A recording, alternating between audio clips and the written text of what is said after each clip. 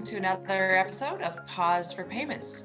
I'm Kristy Duncan, and with me today I have Sharon Haward-Laird, who's SVP and Head of North American Treasury and Payment Solutions at Bank of Montreal, BMO, based here in Toronto. Sharon is also this year's winner of the Award for Innovation here in Canada. Congratulations and welcome, Sharon. Great, thanks, Kristy. I'm so happy to be here today.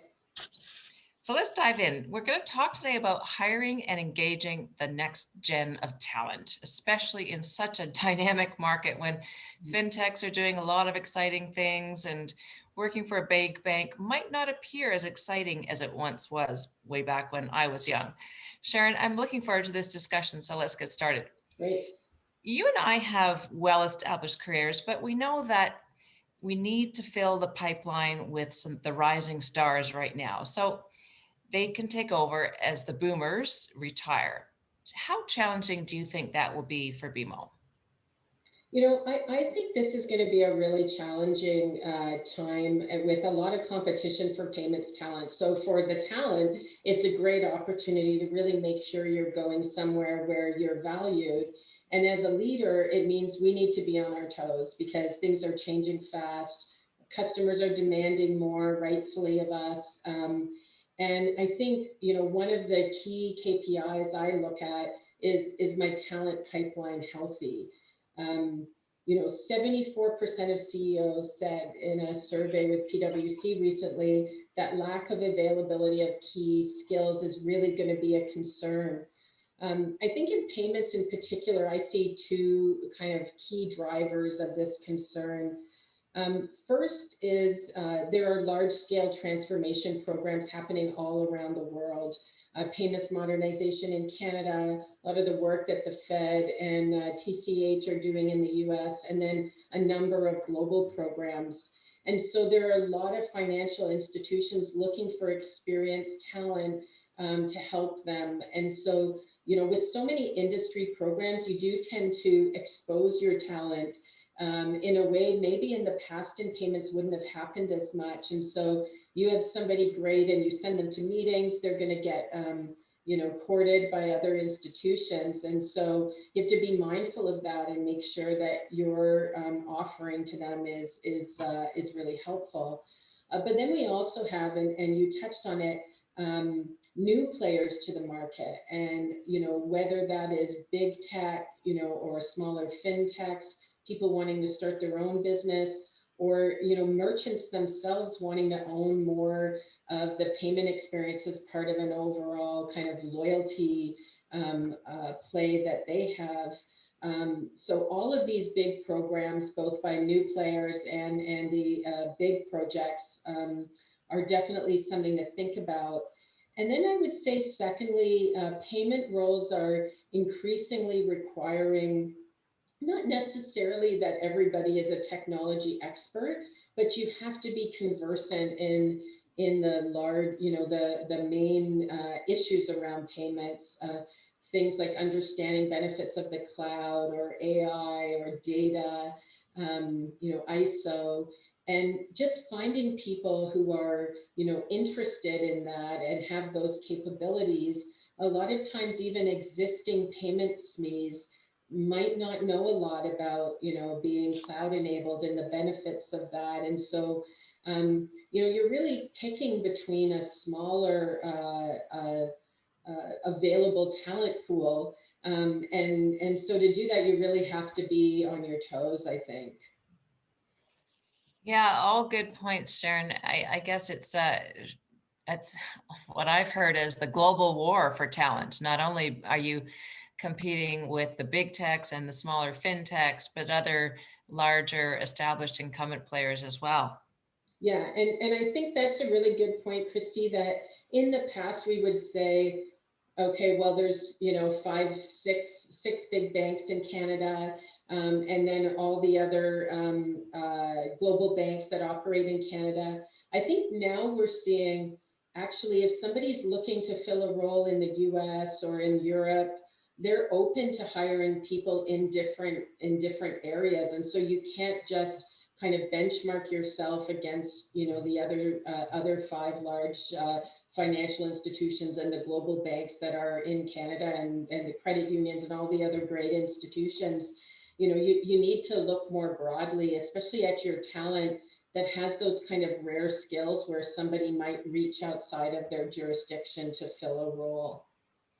Yeah, and we're seeing that more and more these days. And I believe it or not, even with COVID, I'm seeing people still moving from one continent to another, even in the middle of this pandemic, and even people being hired on during the pandemic. Yeah, I would have thought that some people might be quite reticent to move, just wanting to maintain that job security. But it seems that the market is still fairly mobile. Yeah, I think when you obviously making a big move like that in the middle of a pandemic is scary, right? Like, how do you go work for a boss that you've never met in person, or join a team and not know what the team dynamics, or even what your workplace eventually is going to look like? I think it's a risk reward trade-off, and I think especially if you look at kind of millennials and the next generation after them, you do see people more willing to take some risk in that kind of risk reward continuum. Before, now we're seeing home ownership maybe become a little less of a thing for people, and so you're not anchored with a house. Is it really that scary to move somewhere else? uh, I think people who can make bold moves at certain times in their career, it's not always the right time for everybody, but if you're open to that, it definitely does open up opportunities for you. Yeah, as I get more and more exposure to different global markets, I see the real value in having at least one, if not two or three, global postings within your whole career path, because it really gives you a broad overview of the market, what's going on in different markets, how they interconnect, and the interoperability issues, et cetera. There's so many different ways you can expand your perspectives that way. Yeah, I think especially, if you look in Canada and the US, where cash and checks have been so almost defying logic resilient, right? And really imagining what a world without cash and checks looks like, and having worked there, and really, what are the use cases? How do you incent that behavior of clients moving to more digital checks? And now if you look at COVID, it almost gives you an unprecedented opportunity to say to clients what your banks have been telling you about moving to electronic payments is actually good for you as well as being good for the bank. And now none of us will be shocked if there is another pandemic at some point in our life. I don't think any of us will say that could never happen. I mean, those of us who lived through the financial crisis, you learn to never say never about, that counterparty could never go bankrupt. And now we've learned, never think that you could have, that it's impossible that there could be an event that impacts everybody. And a lot of people's we found a lot of clients, their business continuity plans assumed moving people from one physical location to another. And when that didn't work, paper is very difficult to deliver to people's houses, right? And we like, I think the Canadian FIs and fintechs did a really good job of making sure commerce continued during this period of time, and it required a lot of very fast movement in getting in, people onto digital payments that hadn't done that before. And so I think having people in your system that or being able to offer to your clients insights from someone that's worked in a different place can tell you how did companies do this, in terms of moving off of checks or cash is a really, really valuable thing. And people who have those skills should make sure that they get valued properly for them. Yeah, indeed. We've talked a lot about fintech and the new tech and the big tech, and such a dynamic market. And I imagine that many of the younger generation candidates may be focused on some of these new kids on the block, if you will, Yeah. when considering job opportunities in financial services. How does a market incumbent like BMO compete with the exciting new fintechs for talent? Well, it's a great question, and the cool factor is definitely something that's attractive to most people, or to a lot of people that are kind of coming up early in their career. I think when you look at a bank like BMO that's been around for 200 years, you can have many careers inside one institution. And I look at myself, I came to BMO, about 10 years into my career. I've worked here now for 20 years. And I probably had four different careers. I was a lawyer, I worked in investor relations, I worked in communications. Now I have payments experience. And I was able to do that without having to start all over and, having my reputation, having supporters there. And so, when I went to try something that was different, it wasn't changing all the variables at once: new city, new job, new boss, new company, giving up your pension, giving up your years of service. But I could reinvent myself and try something new. Would I have left BMO to try payments at a big tech company?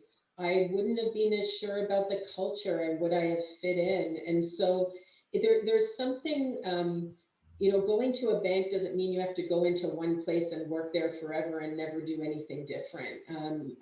And we spend a lot of time at BMO making sure that we can move people around and give them a wide variety of experiences. I think if I look back, even 4 years ago at BMO, though, it was a more difficult place to get innovation done. And you mentioned I was very proud to receive the Innovation Award from Women in Payments.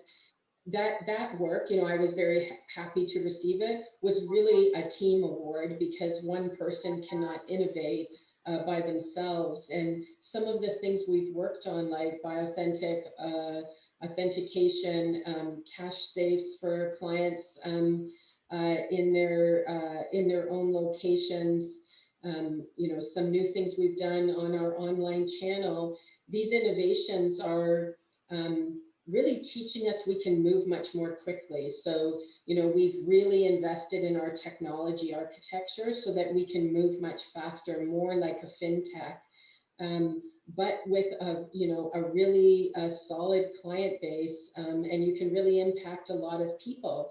And so you can act entrepreneurial within, and if you have strong support from your leader, and the appropriate type of funding, you can do very innovative things within an institution that's 200 years old. So, I think it's not for everybody, to be fair. And I actually do think culture is important, and recognizing, you know, what place feels right for you. And in my interview process, I actually talk a lot about that because for the bank, it's an investment. I think, I read somewhere it costs $4,000 to kind of just to hire somebody, like in terms, and that's just average for someone like a payments person, if you're paying, placement fees. And then the time to invest in that person, if the person is not a good fit, it's not good for them and it's not good for the place that hires them. So, I think looking at that is really important. And then lastly, I'd say at BMO, we really do invest in the skills of our people. So we have an Institute for Learning, which is now mostly virtual, but lots of opportunity to get training, to learn from very experienced people, and, investing in that with the kind of power of a 200-year-old institution. Yeah, so you got the great strength and history, but you also got the great reach in the market um, across Canada, which is fantastic, and North America. I want to talk a little bit about careers in payments in particular. And we Yeah. know that payments is so dynamic right now, and it's a global phenomenon. It seems like it's just on fire. And a really great and exciting place to build a career. And I call myself a payments geek. Yeah. and every opportunity. How do we communicate that to the next gen talent who might be looking at other areas in financial services? I remember when I was coming out of university, everybody thought banking, oh, you got to go to investment banking, and there was no other option that I was aware of. How do we promote payments as a really interesting career path? I, this is, Kristy, this has obsessed me since went into TPS, which is what we call our payments business on the commercial side at BMO. And, lending in a bank has always been the sexy part, or advisory businesses. And I think part of that, I would say, is due to payments people in the past were so specialized in what they did. It was like they spoke a different language and nobody else really understood what was happening. But then I think by emphasizing how vital payments are and how entwined in the client's operations you are, and if you work at an institution that is client obsessed, they will understand that paying your bills so that you can operate your business and getting paid is really the most important thing for clients. If you can make that seamless, and if you can start to deliver data, insights, advice, like all of those things to your client, with things that might not seem sexy to other people, like, how do you do all of your receivables reconciliation? These are things that actually help companies to be better and grow our economy. So I think by focusing not so much on what the bank does, or what the payments company does, but what it helps the client to do, I think that makes it more attractive to people. At BMO, our purpose is helping to grow the good in business and in life. And so if I say I can help our clients get paid faster or reduce their costs or improve their cash flow situation, that gets people more exciting than saying I help a client send wire payments. And I think by emphasizing that, we can attract more people. I also think the technology piece is super important, that people understand that careers in the future will likely be technology enabled. And so if you work at a bank and you have that technology experience, it's a very transferable skill if you decide to work outside of a bank or payments company in the future. The other thing that I would say is I was flabbergasted when I started in payments at how many senior women there were in payments. And so if people want to work in an environment where they have role models who have succeeded with similar challenges to the things that they may have faced themselves. I've spent a lot of time. I have 3 children who are now grown, but I know what it's like early in my career. I know what kind of support did make a difference and what additional support would have made a difference. So I always think working in an area that you can already reflects the diversity of the population in a way that some of the other parts of financial institutions are still striving to achieve is really inspiring that way. So that's another thing I point out to people. It is a challenge because I do think, in a bank, if you go back 10 years, everybody wanted their credit qualifications. It was like gold, right? If I have my credit qualifications, and maybe that's still what you want. But if you spend some time in payments, understanding both sides of the balance sheet, because the bank only works if both sides of the balance sheet work together, makes you a more rounded leader if you aspire to move higher as well. Yeah, all really great points, Sharon. I love the idea of a career having different chapters, if you will, but there's so many, like in financial services, there are so many different pieces and corners to it that staying in one area gives you certainly depth of understanding of that one area, but by mixing it up and getting across different areas, it really helps you understand the big picture and adds so much more value. I think that's one of the hardest things when people ask me for career advice. This whole, should I be a specialist with deep SME knowledge so that I'm almost irreplaceable? Or should I be a utility player, an agile learner, um, move from group to group really, really quickly? And I always say to people, I worry a little bit about the people who move too quickly. I think having a variety of experiences is good. um, but like if I look at my time in payments, for example, you want to be able to show results, and that doesn't happen, no matter how agile you are, that doesn't happen in 6 months. You roll out a new payment type, or, and then it takes clients a while to start using it, and you really want to live through the success of the thing that you've done. But it is a very hard balance to know, you know, do you want to be a SME, or do you want to kind of move around a lot? And I always say to people, like, do what you love. Like, you have to love your job. We spend so much time at work now. Like, it really has to interest you. And so if you don't like technology and having to work out, payments is a very detailed business. If one part of it doesn't work right, the whole thing doesn't work. If you don't like that, that's probably not going to be the part for you, right? And even within there, what your job would be. Do you want to be customer facing? Well, a lot of my product team is very customer facing. They meet with the clients about like tough issues clients are trying to solve, and how can we help them. So anyways, I just think you have to be open to these things. And when I meet with young people and my own children, and they start, oh, what do I want to do? And I say, don't put so much pressure on yourself to feel like you're making a decision for the rest of your life, right? And I love your thing. It's kind of like, those books, write your own adventure. Like, you know after you make that choice, when Kristy's next chapter switches, there's still at least two potential endings or next chapters to that story. It doesn't all have to be one straight route. Yeah, such sage words of advice, Sharon.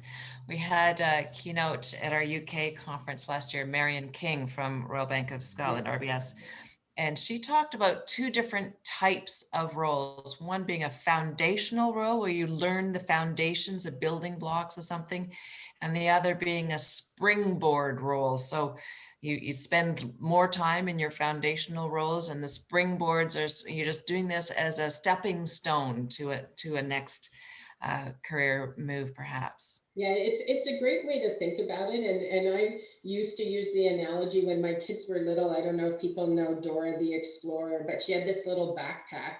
And I used to say, like, I think of each job, like, what's the tool I'm putting in my backpack from that job? And sometimes it will take a while, and other times, you might have a box that you want to check, like I've managed large groups. And it might not be your dream job to manage that particular large group. Um, you can't hate it, but you need to know what you're getting, like what skill you're doing. And then, for the benefit of the people you're working with, you have to throw your all at it, whether it's a springboard job for you. And one thing I would say to people is, nobody wants to hire somebody who they think is using them only as a springboard. And so you really need to be, sometimes you're interviewing someone and they spend all their time saying, so after I do this, what could I do next? It's a balance. You do want to understand next potential jobs, but you want to make sure you're really concentrating on, doing the best job you can do, milking all the skills you can out of that job and all those experiences to go to the next job with that. But not just running to the next one from the minute that you start. And it's definitely a hard balance. There's no question. All great tips, Sharon. Thank you for sharing. I want to tie up by talking a little bit about you and what advice you might give to your younger self. So, if you were starting a career in financial services today, and given the so many different options that we know are out there, and we've talked about some of them today, what career advice would you be giving to your younger self today? Well, generally, and this is, I have two things I would say. The first is maybe not even just career advice, but I was super hard on myself. And I wish I was as nice to myself as I was to other people. And some of the self-talk that I had when I was early in my career was so negative, right? You didn't speak up enough in that meeting, or you spoke up too much. You didn't nail that presentation. You didn't spend enough time with the kids last week. Like, I had a very negative uh, tone with myself. And I think if I'd gone into a performance review with anybody else, I never would have listed all of these negative things without balancing it with positive feedback, and real positive feedback, not made up stuff. And um, so I would be kinder to myself in giving myself feedback about my performance. Still honest, but I would be a little less hard on 28 to 35-year-old Sharon. That's for sure, because I was pretty hard on her. The second thing is, and anyone on my team who watches this is going to laugh, but on a career side, it's be curious. Like, ask that other question. If your boss asks you to do something, don't just completely like answer they may not even know how to word the question. Show that you're open to other assignments. Ask people what they're doing.